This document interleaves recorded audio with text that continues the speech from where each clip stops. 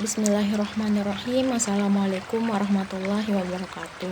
Kami dari kelompok 4 akan menjelaskan sedikit tentang pengelolaan sumber daya alam menurut pandangan Islam. Namun sebelumnya, kami akan perkenalan terlebih dahulu. Saya atas nama Heni Risani Putri dengan NIM C1M020056. Perkenalkan, nama saya Irma Yani dengan nomor induk mahasiswa C1M020064. Nama saya Lia Fitriana Dewi dengan NIM C1M020073. Nama saya Lydia Sirahayu dengan nomor induk mahasiswa C1M020074. Perkenalkan, nama saya Marlina dengan nomor induk mahasiswa C1M020080. Perkenalkan, nama saya Maron Hakim dengan NIM C1M020081. Baik, perkenalkan nama saya Muhammad Abdurrahman dengan NIM C1M020086. Perkenalkan, nama saya Muhammad Maulana Aziz Pasaribu dengan NIM C1M020089. Perkenalkan, nama saya Neni Yunia Pratiwi dengan NIM C1M020096. Sebelum membahas lebih jauh tentang pengelolaan sumber daya alam menurut pandangan Islam, terlebih dahulu saya akan menjelaskan apa itu sumber daya alam. Menurut Lasria Masyahan, sumber daya alam adalah sesuatu yang berasal dari alam dan dapat digunakan untuk memenuhi kebutuhan hidup manusia.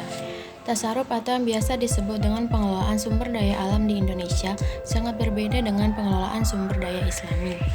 Perbedaan ini terlihat dari sistem eksploitasi yang diberlakukan, orientasi, pemanfaatan, kontrak, sarana, dan lain-lain. Sehingga pengelolaan sumber daya alam yang tidak sesuai dengan Islam menjadikan masyarakat hidup dalam kemiskinan dan keadaan lingkungan yang tidak nyaman untuk dihuni. Menurut Taqiyuddin, yang dimana dijelaskan tentang pengembangan harta atau tanmiyah al-mal terkait dengan cara atau uslub dan sarana atau wasilah yang digunakan untuk memproduksi sesuatu atau harta tersebut. Harta di sini yang dimaksud yaitu sumber daya alam, yang dimana di sana juga dijelaskan bahwa Islam tidak pernah memaparkan ihwal pengembangan sesuatu atau harta tersebut. Justru Islam menyerahkan kepada kita manusia untuk mengembangkannya dengan cara dan sarana apa saja yang ia pandang layak digunakan dari pengembangan harta tersebut. Jadi dari kalimat tersebut dikatakan bahwa dalam hal ini harta yang dimaksud seperti yang sudah saya jelaskan tadi, harta yang dimaksud yaitu sumber daya alam. Seperti yang kita ketahui, sumber daya alam adalah segala sesuatu yang ada di alam dan dapat dimanfaatkan untuk memenuhi kebutuhan manusia. Dari manfaat tersebut, kita juga harus mengelolanya dengan baik. Menurut Islam, sumber daya alam adalah nikmat dan karunia Allah untuk seluruh makhluk hidup, dan sumber daya alam adalah bagian dari kepemilikan umum. Dalam bukunya, Didin Hafiduddin menjelaskan bahwa kepemilikan umum merupakan izin syar'i kepada suatu komunitas untuk sama-sama memanfaatkan benda. Jadi, kepemilikan umum wajib dikelola oleh negara. Nah, hasilnya diserahkan untuk kesejahteraan rakyat secara umum. Hal ini merujuk pada hadis Nabi Muhammad SAW, yang artinya kaum muslim berserikat dalam 3 perkara, yaitu pada rumput, air, dan api. Hadis riwayat Abu Daud dan Ahmad. Adapun ungkapan Islam tentang sumber daya alam yang kedua, yang artinya adapun benda-benda yang sifat pembentukannya mencegah untuk dimiliki secara pribadi adalah benda yang mencakup kemanfaatan umum. Meskipun benda-benda tersebut masuk ke dalam kelompok yang pertama, yaitu kelompok barang tambang yang tanpa bersusah payah untuk memperolehnya. Karena merupakan fasilitas umum, ia berbeda dengan kelompok yang pertama dari segi sifatnya. Ini berbeda dengan kelompok pertama yang memang boleh dimiliki oleh individu. Pengelolaan sumber daya alam menurut Islam itu seperti apa? Nah, Islam ini adalah agama yang bukan hanya membahas tentang moral ataupun ritual saja, namun agama Islam ini adalah agama yang mampu memecahkan seluruh problem masyarakat, termasuk dalam pengelolaan sumber daya alam ini, pengelolaan kekayaan alam yang dimiliki di Indonesia ini.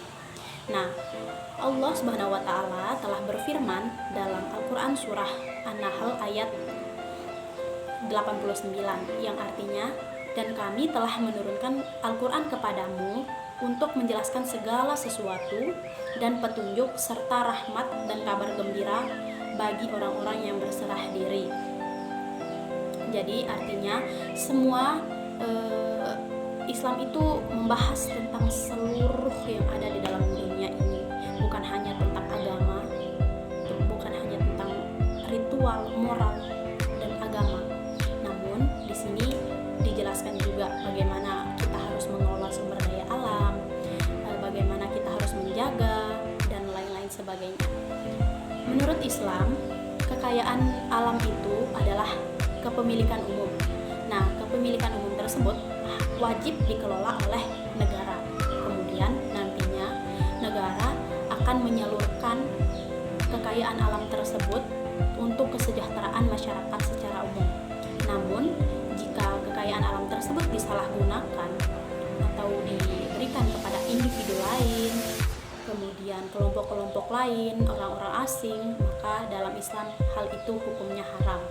Di sini akan menjelaskan tentang hadis mengapa sumber daya alam sebagai kepemilikan umum diwajibkan dikelola oleh negara dan diharamkan untuk dikelola oleh segelintir orang atau oleh pihak swasta. Yang pertama dari hadis riwayat Ibnu Majah yang berbunyi al-muslimuna syuraka ufi salasi fi ma'i wal kala'i wan nar, yang artinya kaum muslimin berserikat dalam 3 hal, yaitu air, rumput, dan api. Nah, kemudian salasu rayu nakna ma'u wal kala'u wan nar, yang artinya 3 hal yang tidak boleh dimonopoli, yaitu air, rumput, dan api. Hadis ini menjadi dasar mengapa sumber daya alam sebagai kepemilikan umum atau menyangkut hak hidup hajat orang banyak diwajibkan untuk dikelola oleh negara dan diharamkan dikelola oleh pihak swasta. Nah, wajibnya terikat syariat dan agama. Kita sebagai umat muslim dalam surat Al-Anfal ayat 8 yang artinya, hai orang-orang yang beriman, penuhilah seruan Allah dan Rasul apabila Rasul menyeru kalian dengan sesuatu yang memberi kalian kehidupan.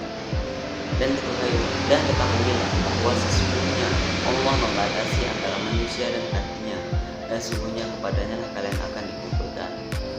Dalam ayat tersebut dipertegas bahwa kita sebagai umat muslim yang sudah berkonsekuensi keimanannya kepada Allah Subhanahu wa Ta'ala dan Rasulnya, maka wajib terikat dengan seluruh aturan syariat Islam termasuk para penguasanya.